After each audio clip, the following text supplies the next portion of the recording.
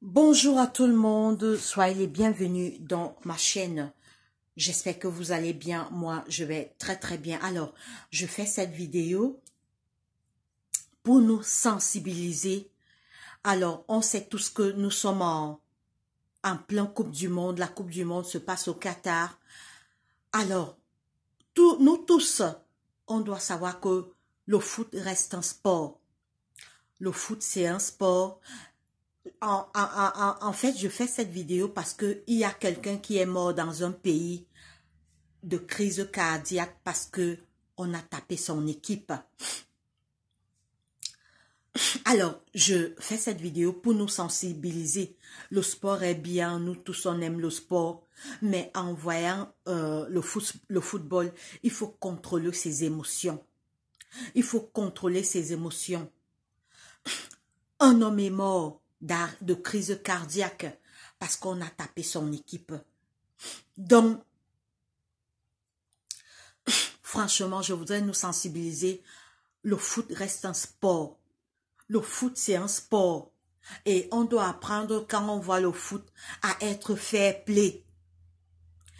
Disons dans notre tête que le foot, c'est le sport, ça reste un sport. Le meilleur gagne. Mais qui t'a dit que je vais aller mourir? Je vais aller mourir parce que on a tapé mon équipe, parce que mon équipe a perdu. Mais c'est bête. Parce que le football est beau, c'est vrai, nous tous, moi-même j'aime le football. Je vois les Coupes du Monde depuis que j'ai eu, en fait, l'âge de 13 ans. Je vois les Coupes du Monde. La Coupe du Monde ne change rien à ma vie. Dès que ça finit, c'est comme si ça n'a jamais existé. Mais a dit déjà que je vais aller risquer ma vie parce qu'on a tapé mon équipe, parce que mon équipe a perdu. Mais il faut contrôler sa vie, ta vie est plus importante que le match que tu vois. Il faut contrôler les émotions et se dire que c'est les choses de la terre. Maintenant, il est mort. Il est mort d'arrêt cardiaque. Est-ce que la FIFA qui a organisé la Coupe du Monde, est-ce qu'on saura même qu'il y a un papa, sûrement il avait une femme et des enfants. Est-ce que la FIFA va même prononcer son nom? Est-ce que la FIFA va dire que il y a un papa qui est mort là-bas à cause du football qu'on a organisé? Non, rien. Personne ne va même parler de lui. On ne saura même pas qu'il y a quelqu'un qui est mort dans un quartier à cause du football. Mais c'est à chacun de nous de contrôler ses émotions, de contrôler son corps, de contrôler sa tête et se dire que le foot n'est qu'un sport. Maintenant, il est mort. Il met sa famille dans des problèmes. C'est encore la famille qui doit aller payer la morgue où on va le mettre. La famille doit payer les vêtements qu'on va l'habiller. La famille doit payer le cercueil. La famille doit payer les frais de son séjour dans la morgue. Mais regardez les problèmes. Déjà, tu meurs toi-même et tu mets encore ta famille dans des problèmes. Contrôlons nos émotions quand on voit le football. Contrôlons nos émotions. Quand le football, la Coupe du Monde va finir, c'est comme si ça n'avait jamais existé. J'ai vu des Coupes du Monde et des Coupes du Monde. J'ai vu les Coupes du Monde. Quand ça finit, tu vas d'abord voir les Coupes du Monde que vous entendez là. Tu vas passer où pour voir un joueur? Tu vas faire comment pour voir un joueur avec les yeux? Je me rappelle souvent, quand la Coupe du Monde passait dans mon pays, tu as vu même, je me rappelle un jour, mon pays avait gagné la Coupe d'Afrique des Nations. Et les joueurs devaient revenir. Les joueurs devaient venir, donc toute la population est allée accueillir les joueurs. Donc, ils sont tellement gardés, il y a les gardes du corps. Tu ne peux même pas approcher un joueur. Mais, Je vais aller perdre dans ma vie pour les gens que je ne peux même pas voir, pour les gens que je ne peux même pas toucher. Donc, franchement, quand j'ai appris ça, que quelqu'un est mort de crise cardiaque à cause du match, à cause du football, il a perdu sa vie. Mais, en mourant comme ça, est-ce qu'il était en paix avec Dieu? Est-ce qu'il a confessé ses péchés?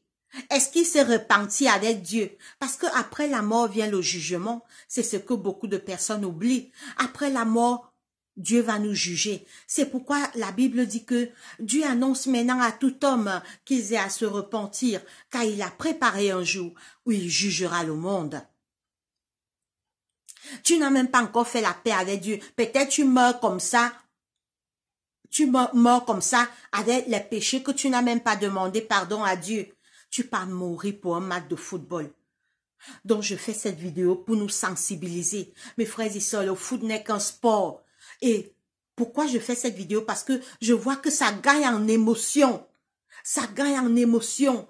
Les gens pleurent, les gens... Mais c'est quoi ce délire en fait? C'est quoi ce bazar? C'est quoi tout ce bazar autour du football? Contrôlons nos émotions. Ça reste un sport.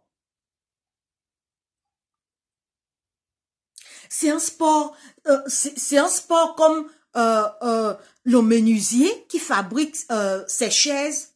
Le menuisier fabrique les chaises. C'est aussi un sport. Parce qu'en fait, pour fabriquer les chaises, il donne l'énergie. Ça reste un sport comme une coiffeuse. Une coiffeuse, pour coiffer, elle se met debout. Je suis coiffeuse de profession. Quand j'avais un salon de coiffure, pour finir une tête, je me rappelle quand je mettais souvent les tissages, les perruques, mais je reste debout pendant 1 heure, parce qu'il y avait des perruques qui me prenaient 1h30. Je suis debout, c'est un sport. Je tresse,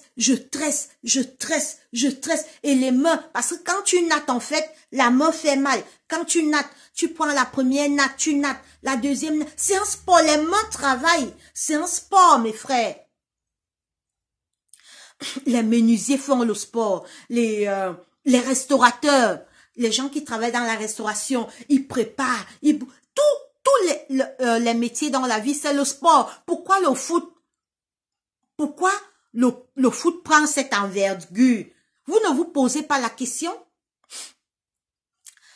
Regardez quelqu'un qui doit préparer un examen comme le bac. Il doit étudier, la tête doit travailler. Il compose, le bac c'est plusieurs matières. Tous les métiers dans la vie c'est le sport parce que ça demande de l'énergie, ça demande la concentration. Les restaurateurs, les menuisiers, les peintres, les maçons, les cultivateurs. Ouh! Les cultivateurs alors font le vrai sport.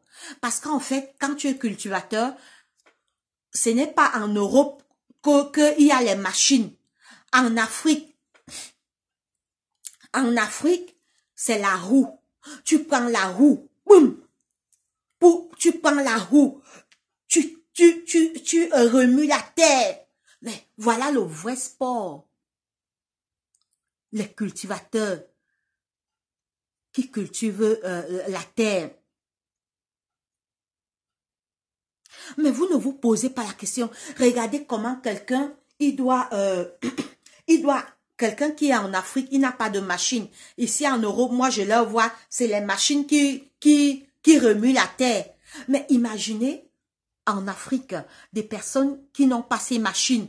Il est obligé de prendre la main, la roue, boum, boum, boum, boum. Il doit faire tout un grand champ. Mais voilà le vrai sport. Il transpire, la sueur coule. Mais pourquoi le football? Il attend. Ça gagne dans nos émotions. Jusqu'à il y a même dans les morts. Les gens qui meurent par crise cardiaque. Maintenant, il est mort. Est-ce que la FIFA va envoyer l'argent pour qu'on fasse son deuil? Est-ce que les footballeurs vont enlever leur salaire qu'on va leur donner à la Coupe du Monde pour que sa famille organise le deuil? Il est mort parce qu'on a tapé son équipe. Mes frères et sœurs, contrôlons nos émotions. Parce que l'affaire du foot là, ça prend déjà une ampleur autrement. Faut contrôler ses émotions. Et quand tu sais que tu es cardiaque, ne regarde pas le match.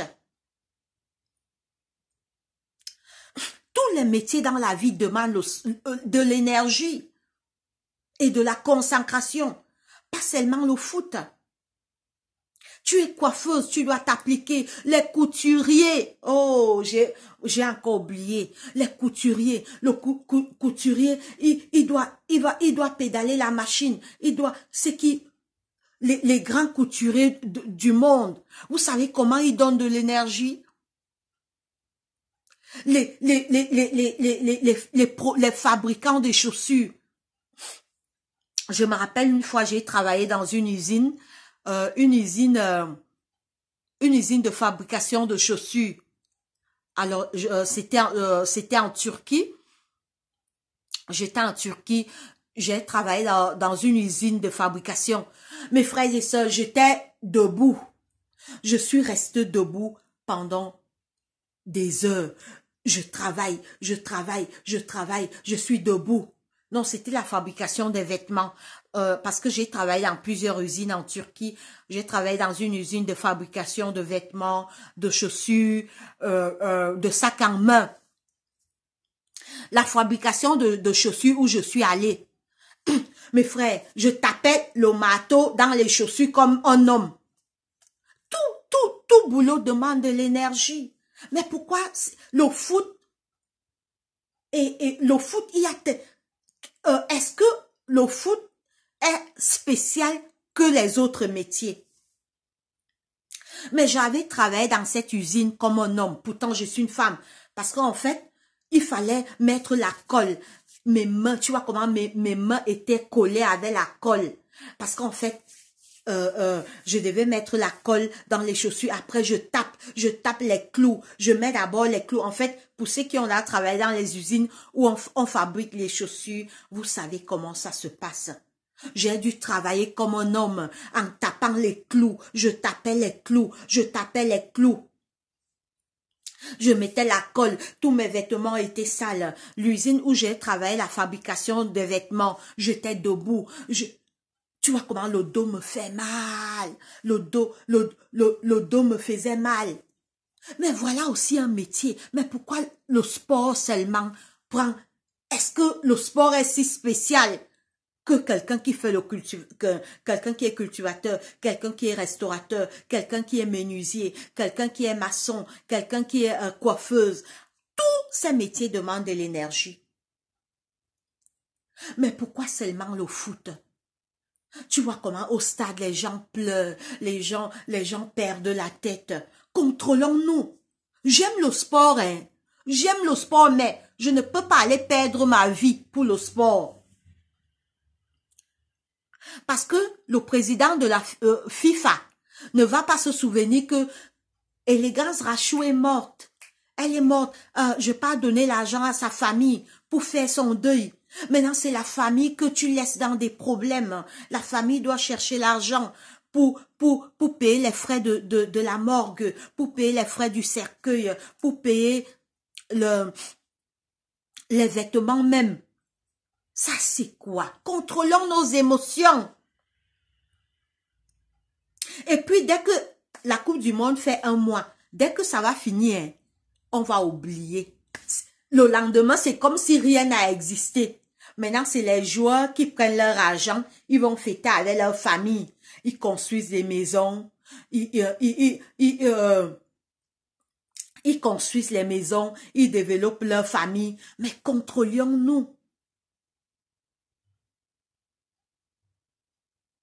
Donc, franchement, j'ai fait cette vidéo. J'ai fait cette vidéo pour nous sensibiliser sur le football. Faisons très, très attention. Ma vie est plus importante. Mon corps est plus important. Conservons notre cœur. La question que je me pose, si les gens qui aiment tellement le football pouvaient aimer aussi Dieu comme ça. Regardez, dans un stade de football, il y a des milliards de personnes pour regarder un match de 90 minutes. Mais quand c'est la parole de Dieu, il y a... Si on dit que maintenant au Qatar, on enlève le football, on met la parole de Dieu, tout le monde va fuir. Le stade va se vider. Ah, les gens vont dire, ah, laissez-nous ça, amenez vos choses de Dieu là-bas. Amenez vos choses de Jésus là-bas. Nous, on veut le football, on veut l'ambiance. Mais bien sûr, si on fait sortir les joueurs, on amène la parole de Dieu, on dit que bon, maintenant, c'est le moment de l'évangélisation, on va vous évangéliser. Tous vont sortir. Le stade va se vider parce que Dieu, on ne veut pas. On n'aime que les plaisirs de la terre. Donc, mes frères et mes sœurs, contrôlons-nous. Quand on voit un match de football, ta vie d'abord. Ta vie d'abord est importante. Ta vie d'abord. Tu vas aller jouer avec ton cœur. Le cœur est fragile. Tu vas aller jouer avec le cœur.